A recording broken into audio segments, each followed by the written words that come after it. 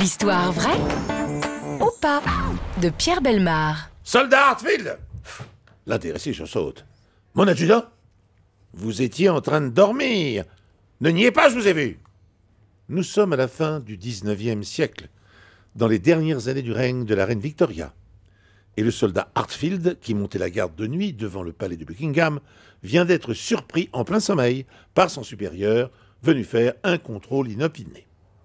À cette époque, les soldats royaux, avec leur uniforme rouge et leur bonnet à poil, ne sont pas là pour distraire les touristes, mais pour veiller sur la sécurité de la souveraine. Le fait d'avoir dormi la mise en danger, l'autorité ne plaisante pas avec ce genre de manquement à la discipline. Et le conseil de guerre condamne le soldat Hartfield à mort. L'exécution doit avoir lieu un vendredi 13, curieusement.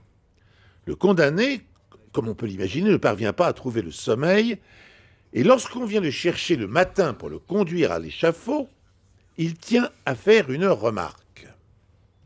C'est curieux. À minuit, l'horloge du Parlement a sonné 13 coups. La chose semble suffisamment importante pour que les autorités sursoient à l'exécution.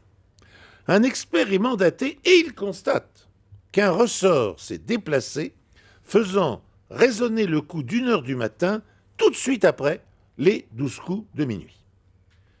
Que la grande horloge du Parlement Big Ben, symbole de Londres et fierté des Britanniques, continue à sonner de travers aurait presque été une catastrophe nationale. Et en remerciement de son sens de l'observation, le soldat Hartfield a été exécuté 13 jours plus tard.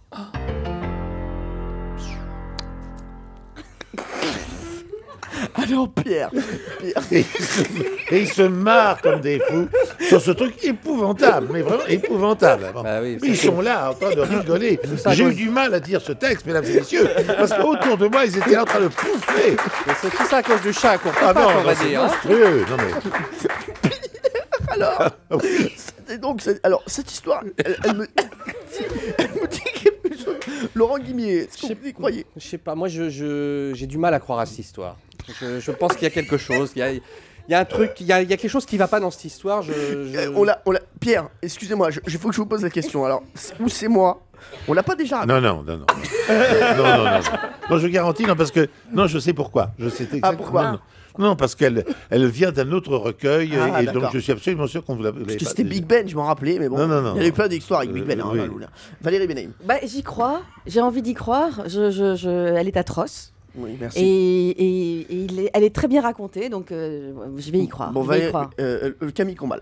Moi, j'y crois parce que quand Pierre Bellemare, il a la moustache qui frémit. Ouais, c'est vrai, et là, c'est vrai. elle était nickel, la Ouais. moustache, donc je sais qu'il dit la vérité. C'est vrai que quand il ment, Ça la frémit. moustache remonte vers le haut. Ça frétille. C'est comme Dupont et Dupont. Oui, exactement.